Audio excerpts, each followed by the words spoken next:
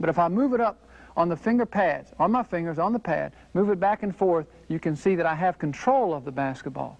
And this is what happens. You want the ball on the fingers, the pad, making sure the palm is not on the basketball at all. This forefinger, as you can see, this forefinger is in the center. It's a straight angle.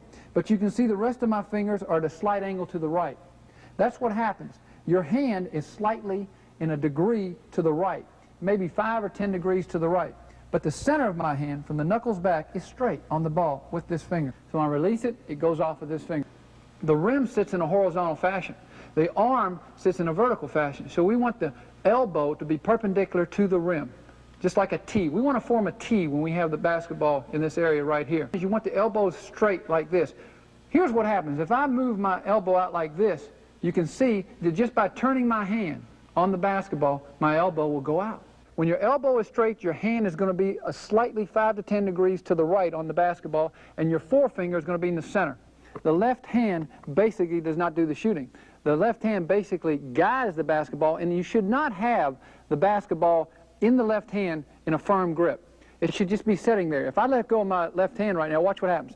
The ball should fall out. When you release it, you have what's called the wrist flex or the wrist snap. It's just like this. This is what happens. And when you snap your wrist like this, when you snap your wrist like that, you will get what's called backspin. The backspin will come on the basketball. So wrist snap, wrist flex is very important. The gun barrel is from the ball all the way down to the shoulder. That's what shoots the basketball. Your arm is what shoots the basketball. So when I shoot the basketball and I release it, I have what's called the gun barrel. It goes all the way to the tip of my finger right here. That's where it goes from that point on. Now, when I shoot the basketball, when I release it, I want to call what's called the follow-through freeze. Literally, if I could just wrap my finger, that index finger, around the center part of that rim, right in the front of that rim, right in the front of this rim right here, just taking that finger like this. So when I release the ball, I want that hand to be straight out, and I want to hold that hand up at least 1,000 count. I would say at least 1 second to hold it up. Because if you don't hold it up, that's how you're going to get your shots to fall short, they're going to fall long, or anything else. It's really in this gun barrel approach that when you release the ball and you follow through and you freeze, when you freeze your arm up here, you're going to get good follow through, and wherever your arm goes, that's where the ball goes. Both eyes have to be on the front of the rim. And what most mistakes that are made by young people, even people that are in college, even players that are in the NBA, some of them are called one-eyed shooters. Now, what does that mean, being a one-eyed shooter? Well, here's what happens. If their arm is right here, if I was to close my left eye right now, all my right eye sees is my wrist. Now, what is depth perception? Depth perception is the ability to conceive how far you are from a certain object. When I shoot the basketball, I must have both eyes on the target. If I only have one eye, that's how most of you, when you shoot the basketball, you either fall short or you go real long and it might come off the board real hard. So what you want to do is this. Instead of having your arm here, just move it off like this, maybe 2 inches. That's all you have to do. Maybe an inch, maybe an inch and a half, but the maximum is 2 inches. Your elbow is straight. Here I have both eyes on the target. I have an open window, an open viewing to the target. You don't want any movement of the head when you shoot a basketball. So when I get ready to shoot it, I've got both eyes on the target. I have the open window technique. I'm going to make sure that my head is still. I want it completely still when I release the basketball. I want the shoulders squared up to the basket. I want my chest area right here to be squared to the basket. I want my stomach area right here to be squared to the basket. I don't want to be off like this. I don't want to be off like this. I want to make sure that I'm completely in front of the basket, completely in front of that rim, and I want to make sure as I keep going down that my knees are flexed, they're bent just a little bit when I'm getting ready to release the ball. And if I go down to my feet, since I shoot with the right hand, I want to make sure that my right foot is maybe 1.5 to 2 inches in front of my left foot. Why? Because I'm a right-handed shooter. Everything's coming from the right side. Left-handed, make sure that your left foot is just a little bit in front. Make sure that your toes are pointed directly towards the front of the rim when you shoot the basketball. Leg power is so very important. And the reason it's important is because if you don't have strong legs, you're going to find yourself, especially in the third or the fourth quarter, having your shot just come up a little bit short most of the time. So you want to have strong legs when you shoot the basketball. Don't have your elbows out. many youngsters make the mistake when they pass the ball or when they shoot the basketball, they want to have their elbows out.